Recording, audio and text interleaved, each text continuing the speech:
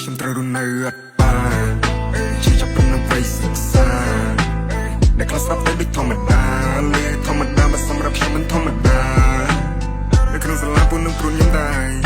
ព្រោះពីបានរសារក៏បងក៏បញ្ហាថាក្មេងនេះអត់បានហើយអត់បានតែខ្ញុំឈឺចាប់យ៉ាងណាតែខ្ញុំពីបាយយ៉ាងណាតែនៃណាទៅថាមិនចង់រួមមហាជុំឪពុកថាគុណចាំពិភាក្សានៅពេលដែលកូនកើតទុកតែបើសិនជាលោកនៅខ្ញុំមិនចាំមកចេញពីស្រុកតែប្រឡូកប្រឡាក់បានមួយថ្ងៃមិនដែរសនុកពីបណ្ដាមិនមានសោះក៏លោកឪពុកបងបយកូនណាថ្ងៃមួយមានចំណេះស្ទុយសាបើយើងទាំងមូលបានគុណច្បងបានមានតែមួយយ៉ាងឃើញអូមានតែមានឡានអ្នកផងគេមិនទៅដូចយ៉ាងនេះស្រឡាញ់ពូនេះច្រើនឯងធំឡើងមើលបងប្អូនផងមើលលងលៀបគុំសុភីពេលប្រយ័ត្នគេជន់ហើយ